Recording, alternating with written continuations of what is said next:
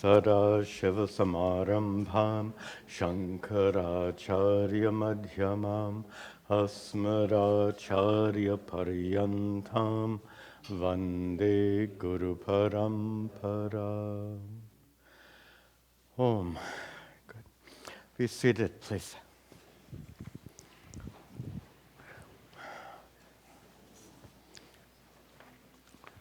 Ishvara.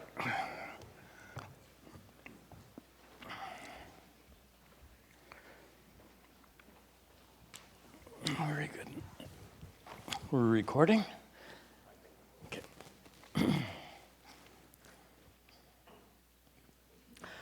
Om Sahana Vavatu Sahana Bhunaktu Sahaviryan Karavavahai Tejasvinavadhitamastu ma vidvishavahai.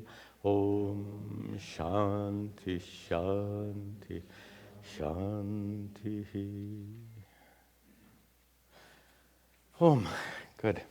Welcome back. Nice to see you all. Welcome also to all the students attending these classes online.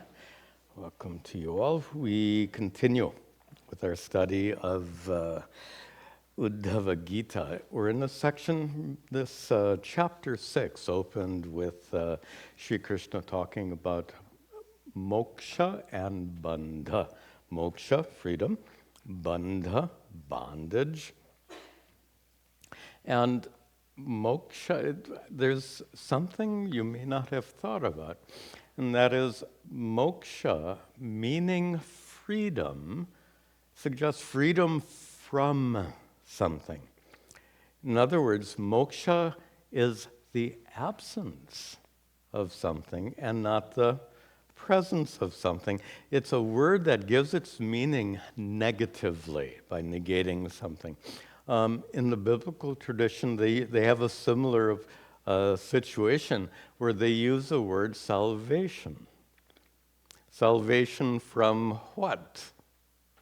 Well, in the biblical tradition, it's salvation from suffering in hell for all eternity. That's their understanding of salvation.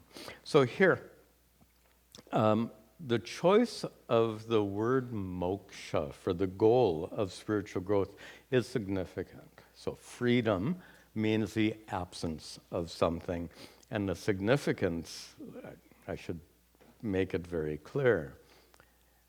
The significance is you already have what you want to possess. You already are what you want to become. Those are my Guru's exact words. And it very well expresses this highest truth of the ancient rishis. It's a fact that your true nature, the common language, your true nature is already divine. The problem is something that comes in the way, something that prevents you from recognizing your own and experiencing your own fullness and completeness. And so therefore, when we say moksha is freedom, freedom from what? There's several ways to answer that. A very technical Vedantic answer would be freedom from ignorance and results of ignorance. But in a more common sense, freedom from suffering. That's it. And freedom from suffering is such an important expression because it's a goal to be sought now. Salvation is not something you reach now. So when you're dead, perhaps you will go to heaven. So that biblical goal is reached only after this life. This goal, moksha, the goal of Vedanta, is something to be reached in this life itself. Of course, next life, if you gain moksha in this life and then get reborn to a life of suffering, that's not much good. So there's a corollary or a secondary aspect of this freedom from suffering now in this life, and freedom from suffering in any future life. And the way freedom from suffering in future lives is ensured, no rebirth, as most of you understand well. Okay, so with that introduction, we can see in this next verse how Sri Krishna approaches this freedom from what? And we'll see that verse. Good. Yes, yurvita sankalpaha, yurvita sankalpaha, pranendriya manodhyam,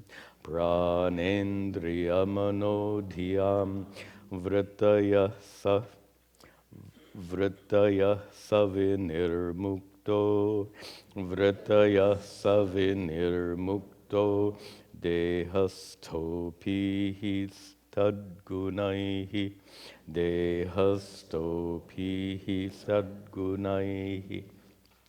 Good.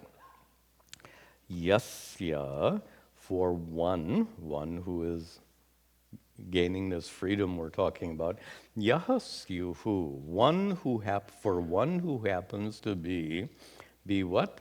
Vita sankalpaha. Sankalpa here is in a sense of desire. It has several meanings. Here sankalpa means desire. Vita, without. So one who is free from desires. This is where Sri Krishna begins. Notice he doesn't begin with freedom from ignorance, that very technical Advaita Vedanta approach, nor does he even begin with freedom from suffering. He begins with freedom from desire. Now, why do you think he would do that? What is the immediate cause for suffering? The remote cause is ignorance. That's Advaita Vedanta. But the immediate cause for suffering is desire. Think about it. Here's an easy way to understand. In the complete absence of desire, we call that a state of contentment, right? And by definition, contentment is a state in which there's no suffering. It's that simple. To show that desire lies behind suffering. And we experience that every day in life. We want something and we can't get it. We suffer. Or we want something and expend a tremendous amount of effort and money to get it. And that expenditure causes a different kind of suffering. Or contrary-wise, we want to avoid something, and we can't. Suffering. So we're back to our favorite topic of raga and dvesha, these compulsions. Raga, to chase after what you want, and dvesha, to run away from what you don't want. That lies behind the problem of suffering. So, Yasyasyuhu vita sankalpaha. One who is free from desire means both meanings. One is utterly content, and the other part is free from raga dvesha. These two go together, obviously. Freedom from raga dvesha and perfect contentment, like two sides of one coin. And of course, if you are free from raga dvesha, you're also free from, pick up in the third line, the first word, vrittayaha, activities. You're free from what kind of activities? Second line. The activities of prana, your life force, your energy, indriya, your senses, not only your five senses of sight, hearing, taste, smell, and touch, but also other senses, grasping, walking, talking. Also activities of manas, mind, and dhi, here mean buddhi. So one who is free from all the activities of the body, mind, and senses. What does it mean to be free from the activities of body, mind, and senses.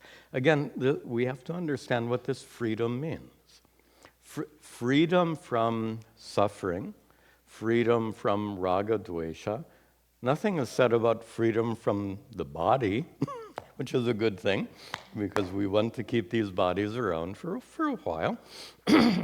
How about this? This is a mistake people often make.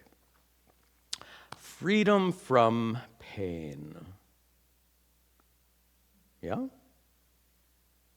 Physical pain? I think the only way you can be free from, there's probably several ways.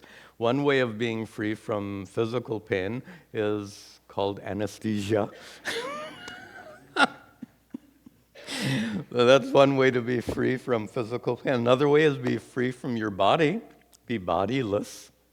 But those are not viable options in our day-to-day lives. So, does an enlightened person experience pain? Absolutely. You pinch him? You think that's not felt? Wouldn't that make a person somehow inhuman if they didn't feel anything? And you'll be surprised, the same applies to emotional pain.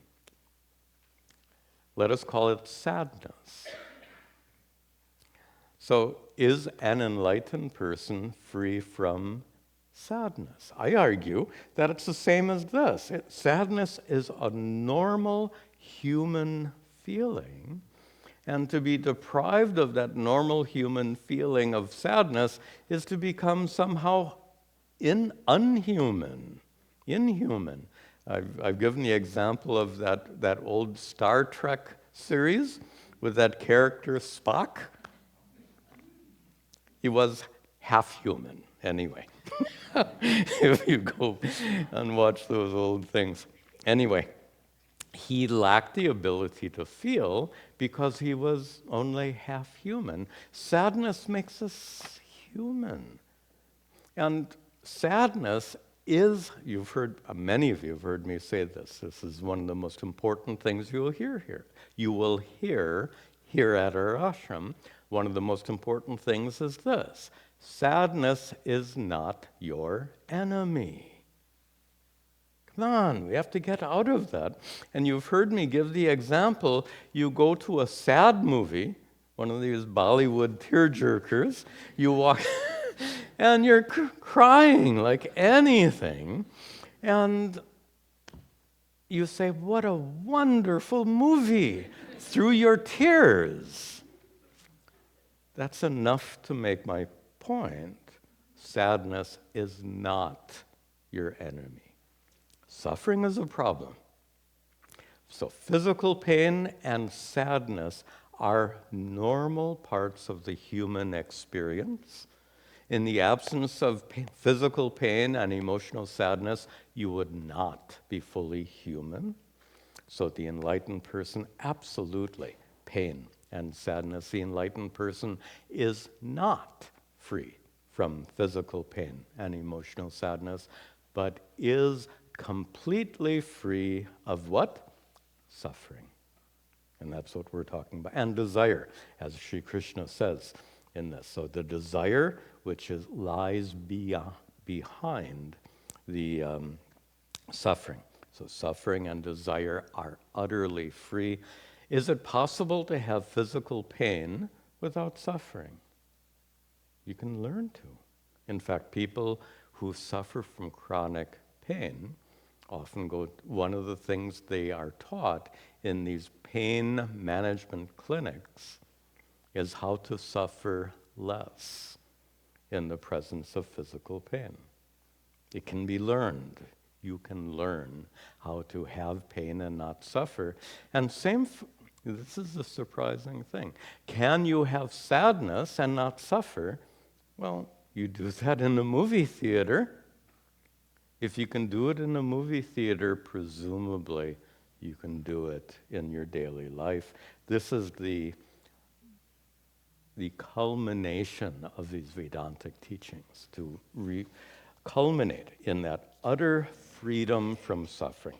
One more important point Sri Krishna makes at the end of this verse, as he says in the third line, Saha, that person who is free from desires, who is free from being dragged about by the body and mind, that person who is not affected by the problems of the body and mind, that's in the second line. What about that person? Saha vinirmuktaha, that person is utterly free from what in the last word? Tadgunaihi, from their qualities. Whose quality? Qualities of the prana, life force, indriya, senses, manas, mind, and dhiya, intellect. One who is vinirmuktaha, completely free, tadgunaihi, from the qualities, and let us make it more clear, from the problems of your body, mind, and senses. And he continues, dehastaha api. Api, even though you are dehastaha, you are embodied, you are placed in a physical body, you are utterly unaffected by the problems of your body, mind, and senses. This is what he calls freedom. Not freedom from pain and sadness, which are naturally associated with, if you have a human body, you will have pain. If you have a human mind, you will have sadness. So what he says here, vinirmuktaha tadgunaihi, free from their qualities means free from suffering due to their problems. When there is pain in the body, and here we have to go for some pure Vedanta. The pain in your body belongs to your body and doesn't affect the unchanging consciousness that reveals the presence of that pain. Can I say that again? This is just summarizes a lot of the most important teachings of Vedanta. The pain is not your pain. The pain belongs to the body. And you, as a conscious being, as an unchanging conscious being, are utterly independent, utterly unaffected by the pain in your body. And as I said before, this is not a matter of belief. This is a truth you have to personally discover. So you have to discover the fact that you are, in essence, are that pure consciousness, unchanging consciousness. That which is unchanging can't be affected by anything, including the pain in your body and the sadness in your mind. This idea of being unaffected by anything is expanded upon in the next three verses. Let's look at that. Yasyatma himsyate himsrar. Yasyatma himsyate himsrar. Yena kinchid yadrichaya. Yena kinchid yadrichaya. Archyate va kvachit tatra. Archyate va kvachit tatra. Na vyati kriyate buddha, na vyati kriyate buddha.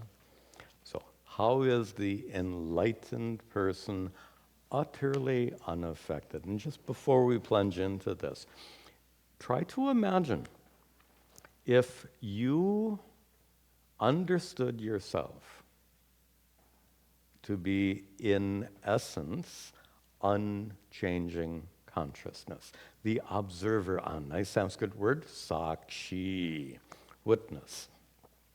The one who observes from a distance without being involved. Imagine being able to observe the pain in your body from a distance, so to speak, without being affected affected by the pain in your body.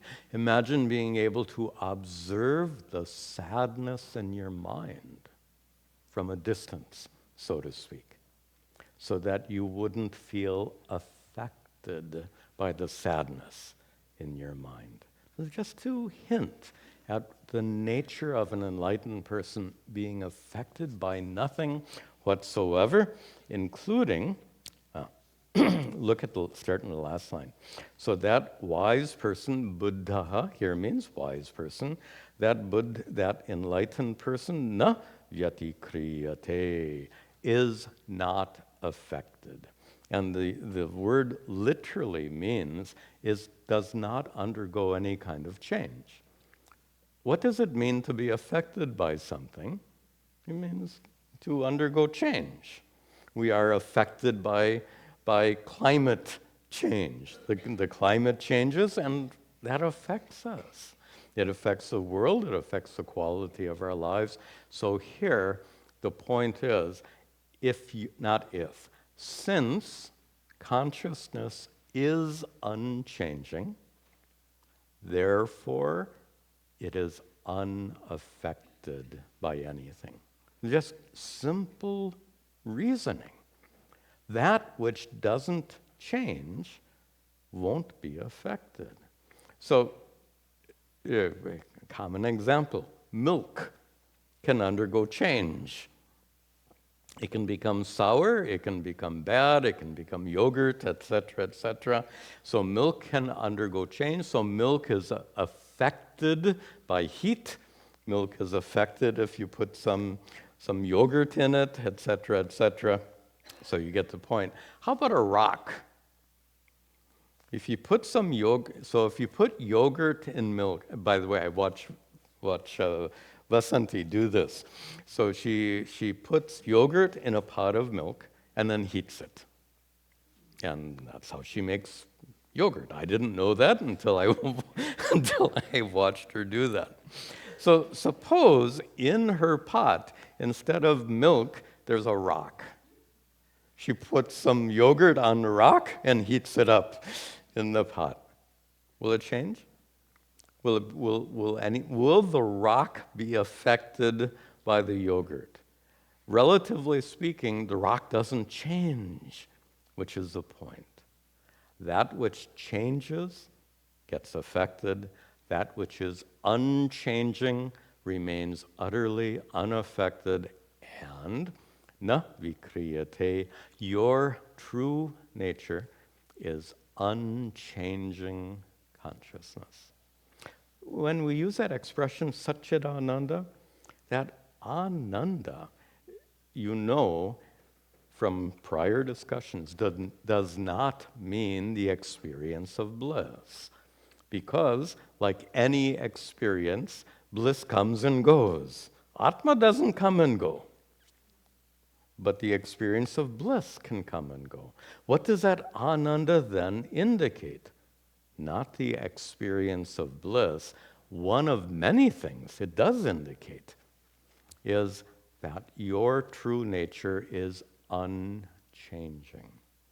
That unchanging consciousness is not affected by anything, therefore, Ananda, full, complete, perfect. Okay, enough said. Let's see these 3 verses that describe how the enlightened person is not affected. Na vyati kriyate, is not affected by what?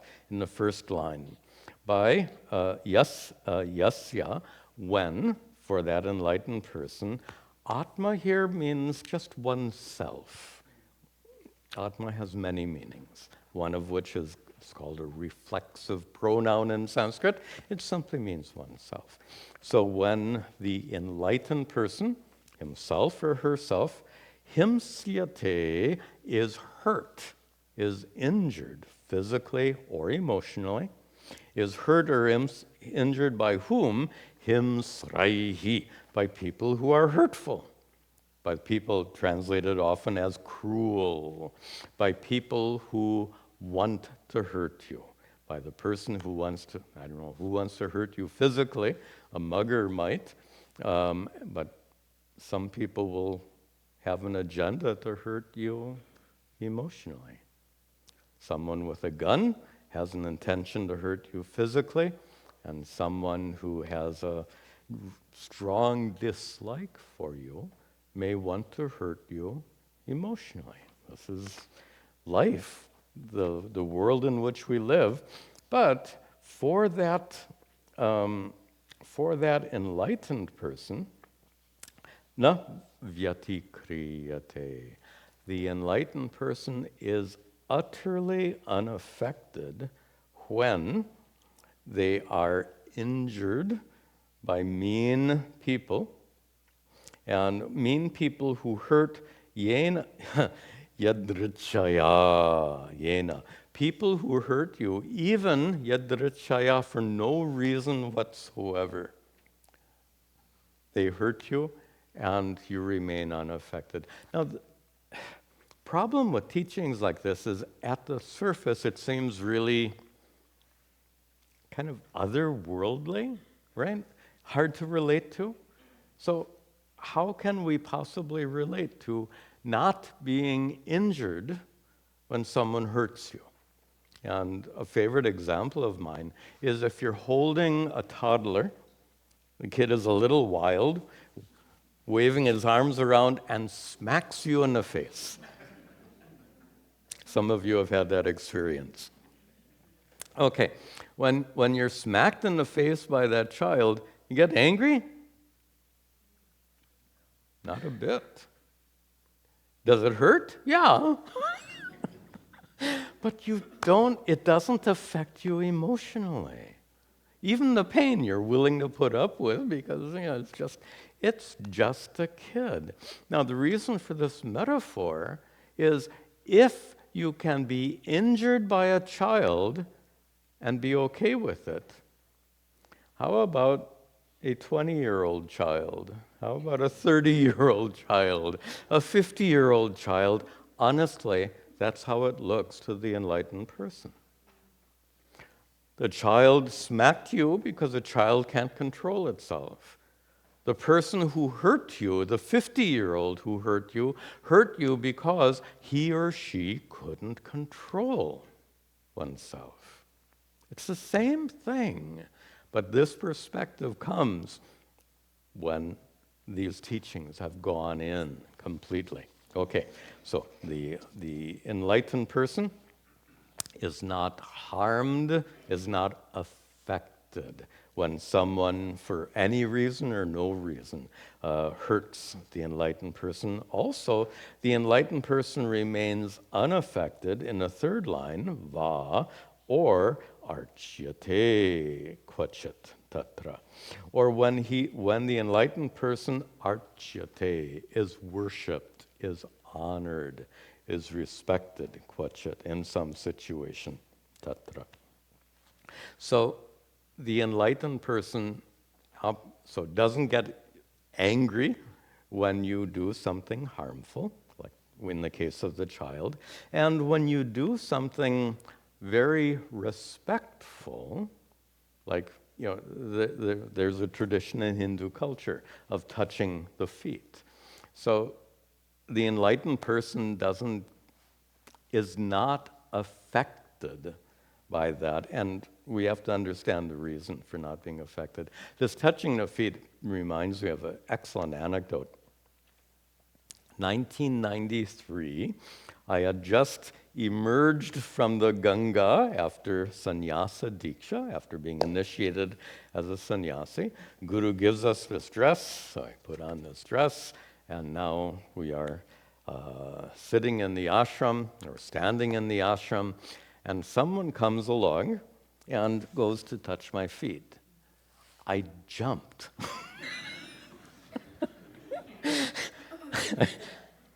And a good friend of mine took me aside and said, "You can't do that because they are touching your feet for Ishvara's blessings, not yours." Very good lesson. And absolutely true. I'm a human being. By touching the feet of another human being, so what? And of course, there's a tradition of touching parents' feet or, in a wedding, you touch the feet of everyone older than you. Those are wonderful traditions. But here, in a spiritual context, it's not the human being that is respected. It is an opportunity for that person to receive Ishvara's blessings. And the enlightened person absolutely has that perspective. All this is Ishvara.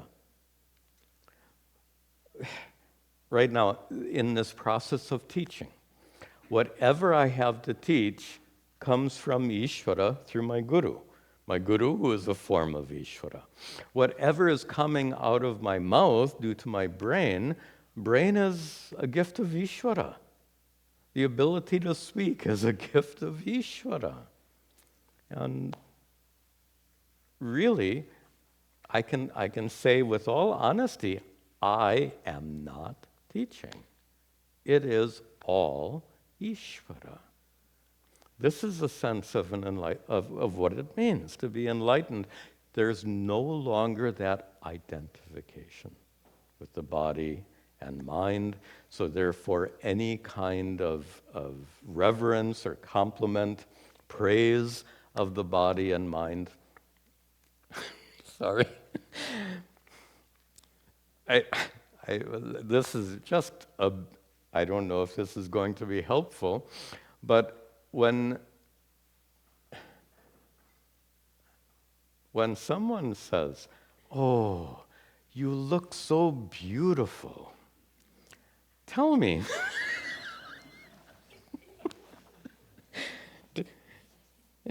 doesn't that have something to do with genetics?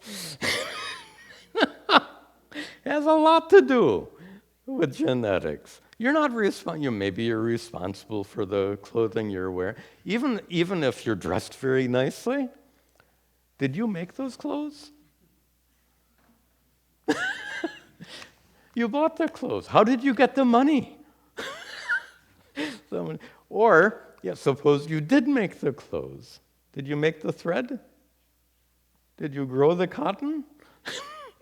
The point I'm making, if somebody says, "Oh, you're so beautiful," honestly, what can you take credit for? If you think about it, nothing at all. This is a perspective of an enlightened person when praised or worshipped by others. Let's see, next verse. Oops, did I miss one? Yeah, I think I did. This one, yes.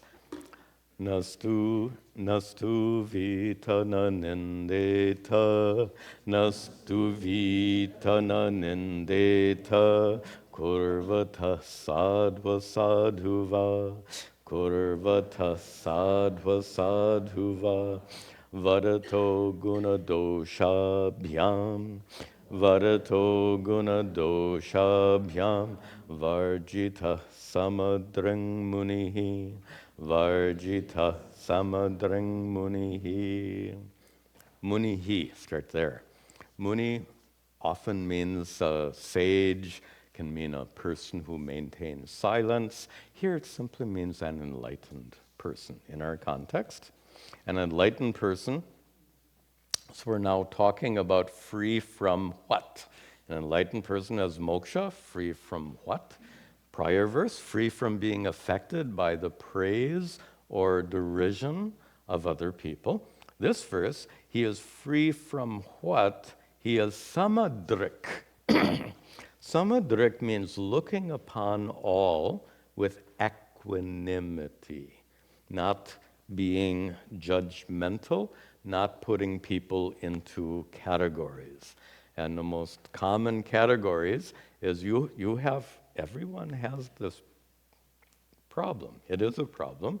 Everyone is either in the friend category or in the other category. And woe be to those who are in the other category. You do, though. This is normal human behavior. We categorize everyone, good and bad. You won't use those words, but there is a category for the people in your life. There are the people in a more realistic sense. There are people who you like to be with. There are people who you don't like to be with. Everyone is making these categories. That is the opposite of being samadrik. Samadrik, the one who sees all as being the same. After all, everyone is equally divine. Is there any gradation of divinity in a person's nature? Certainly in their behavior. Absolutely. People behave differently, and we don't want to ignore that fact.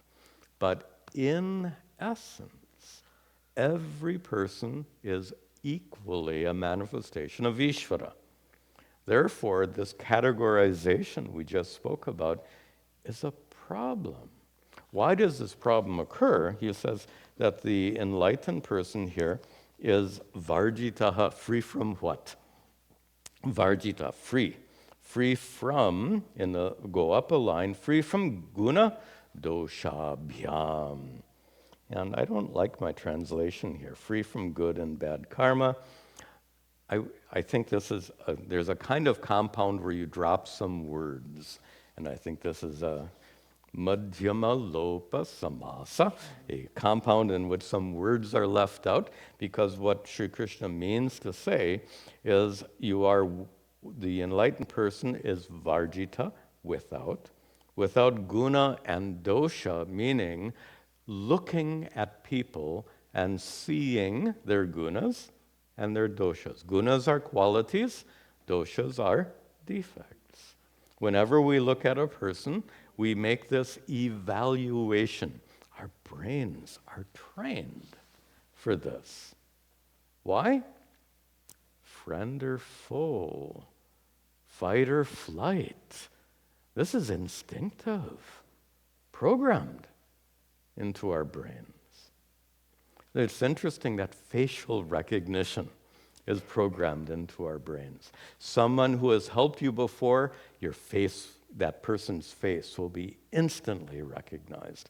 Someone who has hurt you before, that person's face. Your brain is pre-programmed to recognize faces. So this is all instinctive to, protect yourself, fight or flight. So this categorization is instinctive, but the enlightened person ignores it. And notice my choice of words. Suppose I said, see if you get my point here. Suppose I just said the enlightened person is free from this instinctive nature of putting people into friend or foe categories. Do you see the defect in that statement? Free from instinct? Not human. It's like the enlightened person, when the doctor does this, shouldn't do that, right? So the enlightened person isn't affected by anything, including when a doctor hits you in the knee. But you get my point. Instinct, like reflexes, natural human behavior. The enlightened person is not swayed by that. The enlightened person recognizes a harmful person as being harmful, a kind person as being kind, evaluated according to their behavior, not according to their essence, their value. And that word value is, it's a heavy word. The problems of racism and racial discrimination and discrimination on basis of sexual identity and so forth. All of that means the problem is when somebody is looked upon as less valuable because of their behavior. You may not like the behavior, that's fine, but they are not less divine than you are. That's the point. Okay, are we done? So the second half of the verse is on the top. So the enlightened person being freed from this tendency to judge everyone according to their gunas and doshas, the enlightened person being free from being judgmental like that. What about that enlightened person? That enlightened person, top, na stuvita, will not praise anyone, na nindeta, or would not criticize anyone who is, in the second line, sadhu or asadhu, whether they are kurvataha, doing sadhu or sadhu here means good. Asadhu means not so good. So someone who is sadhu kurvataha, doing good deeds, asadhu kurvataha, doing bad, so-called bad deeds, harmful deeds. Or, next line, varataha, the person who is saying sadhu, good things. Or varataha asadhu, saying harmful things. The enlightened person, na stuvita, na nindeta, will not praise or criticize according to behavior because of being non-judgmental. And there's a not hidden point here, there's a deeper perspective here. People's behavior, whether you like the behavior or not, is absolutely normal and natural for that person. And look at the consequence of this observation. Somebody does something you don't like. It makes you uncomfortable, makes you angry, makes you hurt. The person is the way they are, right? They're just like that. They didn't even choose to be like that. Did you choose to be exactly like you are today? You are the result of thousands and millions of conditioning factors. Yes, your own decisions played a role in all that, but none of us choose entirely to be who we are. We are who we are for thousands of natural reasons. So when something natural, I have to give a more concrete example. You're walking outside, there's a tree limb. I remember doing this. I was running for exercise near the beach along a path. There was a tree branch hanging down, but I was just so absorbed in my running, I ran right into that tree branch. Bang, in the forehead. Got me. Now, should I get angry at that tree branch? Are you starting to see my point? The person who hurts you is as natural as that tree branch. Can you get that perspective? People are who they are for thousands of natural reasons. Someone who hurts you again and again, probably that person himself or herself has been hurt.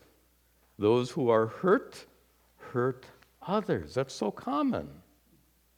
So when you avoid that, oh, they're so hurtful, they're not so hurt. They're natural. That's the way they are. They come in that flavor, so to speak, for lots and lots of reasons.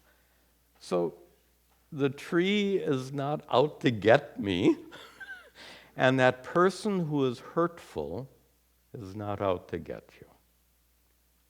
Turns out that in nature, there are lots of things which are lovely.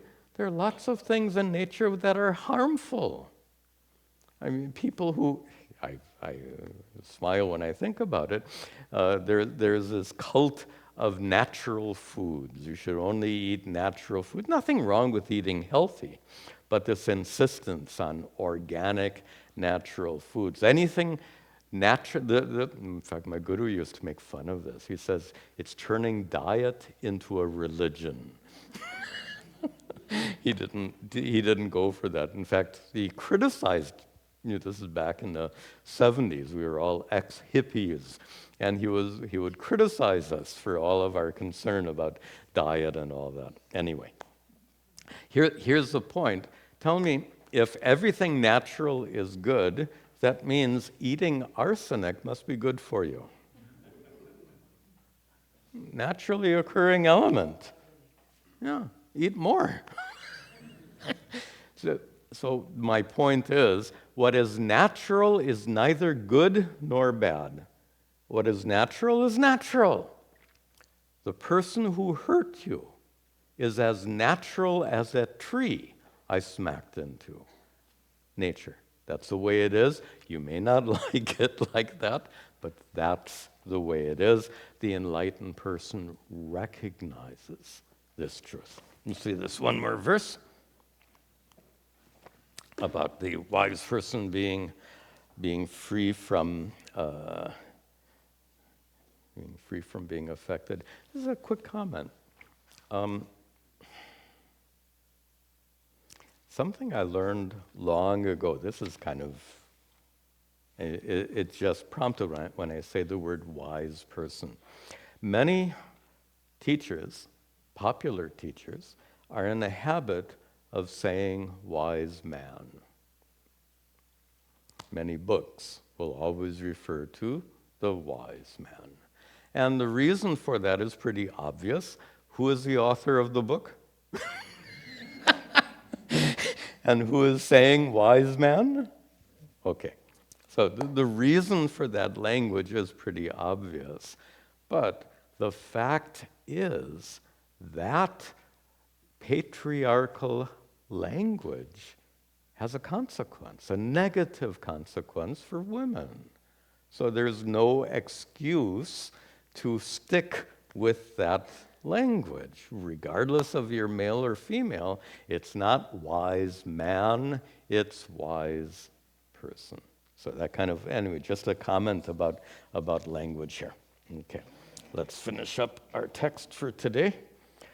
Na kuryan navadet kinchata, na kuryan navadet kinchin, na dhyayet sadhva sadhuva, na dhyayet sadhva sadhuva, atma ramo nayavritya, atma ramo nayavritya, Vicharet Jadavat Munihi. Ravat Munihi. Here's that Muni again, in the sense of enlightened person. And the enlightened person, in fact, Sri Krishna makes this comment, this connection again. And I said, freedom from raga, dvesha, and utter contentment are two sides of one coin. If you are driven by raga dvesha, obviously you're not content. If you are utterly content, how can you be driven by raga dvesha? So two sides of one coin. And we see that here, where the munihi, the enlightened person, Sri Krishna describes here in the third line as being atma aramaha, one who revels in Atma, Atma here meaning your true nature, as Satchidananda Atma, as unborn, limitless consciousness. One who revels in oneself.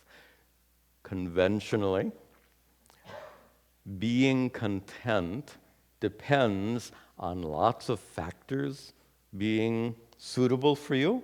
It shouldn't be too hot, shouldn't be too cold, right? It should be, you should have the right kind of food. The food should be just the way you want. These conditions we have for contentment. When all the conditions are met, we are content.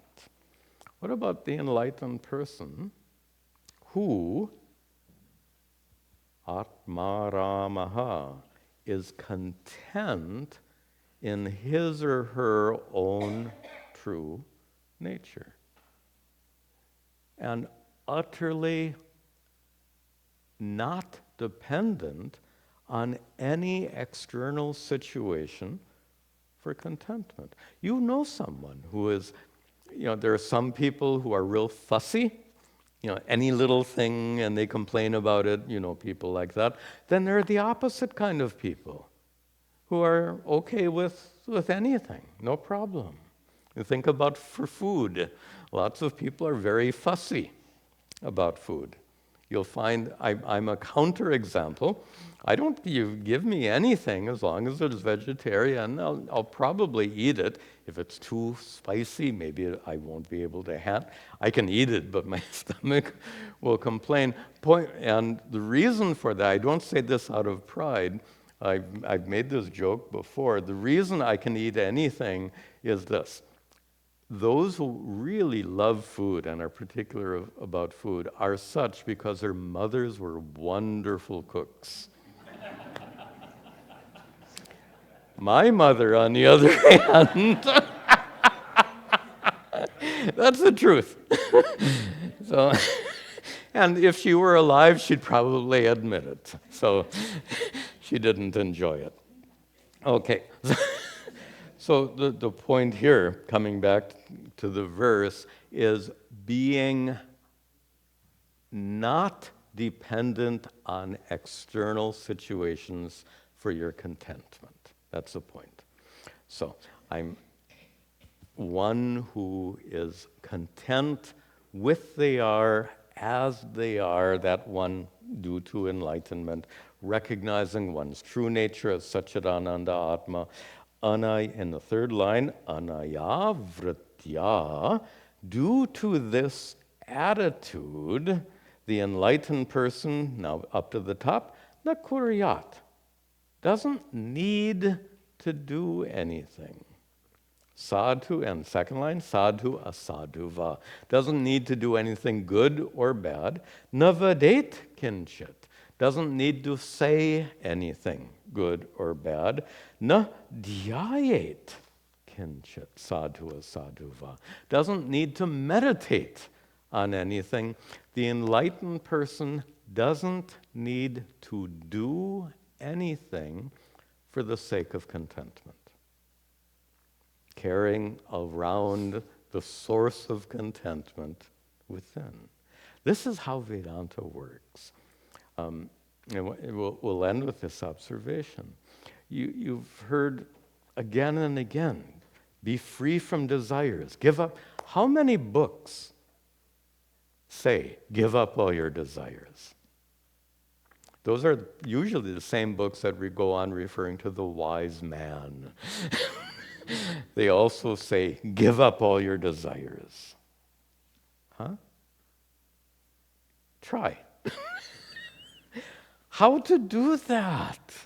It is not a matter of will. You may have heard me say before, you can choose not to drink tea or coffee. You cannot choose not to desire tea or coffee. You can choose to abstain, but you can't choose to give up a desire.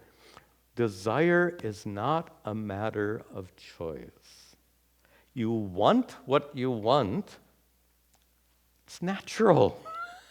You don't want what you don't want, natural. As natural as the tree that I smacked into, and as natural as the hurtful person in your life.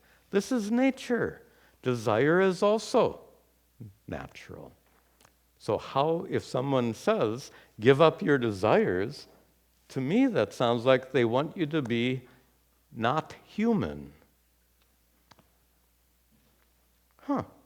Then why do we see that? Now, we said at the very beginning of the class, desire lies behind suffering. As long as you have these desires, as raga, dvesha, you are bound to suffer. But how to get rid of that raga, dvesha? And here is this is the pure Vedanta. Remember I said, just to tie into the very introduction to the class, freedom from what? At one level, freedom from suffering. At another level, freedom from raga dvesha. Because if you're free from raga dvesha, you're free from suffering. But now, how to be free from raga dvesha? And here comes the pure Vedanta. Freedom from ignorance. When you are ignorant of your true nature as Satchidananda Atma, when you fail to recognize your innate contentment, failing to recognize your innate contentment, you're discontent and you have desires and you run around and you suffer. So notice we have these three levels now. Suffering due to desire, due to ignorance of your true nature, what my guru called self-non-recognition. So the enlightened person is one who is Atma, Aramaha, content in oneself because he or she knows oneself to be innately content. If you know you are innately content, then whatever is out there, who cares? If something good is there or not, who cares? It's like me with food. You put something on the plate. Who cares? I eat it because I'm hungry. Who cares? Suppose you had just to finish this. Imagine feeling so content that you had this attitude towards everything else. Who cares? What difference does it make? Honestly, this is a correct way of understanding the mind of an enlightened person. One who doesn't, what we saw in this verse, not driven by raga dvesha to do anything, to say anything, even to meditate on anything, because that enlightened person has recognized one's own innate contentment. Nothing needs to be done. This is that state of utter contentment. This is what it is to be enlightened. So these three verses describe enlightenment in terms of being free from desire, free from raga dvesha, ultimately free from ignorance, and unaffected by anything. Okay, we will conclude here. We'll continue. I was hoping to get the next verse anyway. We'll start with it in the next class. It's a wonderful verse. You'll enjoy it. Brief announcements. Tomorrow at 10 o'clock, our Vedanta class. We get the brilliant teachings of Shankaracharya. Just verse after verse. I'm amazed. And that's after having studied so much Shankara over the years. I continue to be amazed. And then immediately after satsang, after our Vedanta class at 10, 11 o'clock is satsang, open question and answer. Please come and join us. We'll conclude with our prayers. Okay, stop.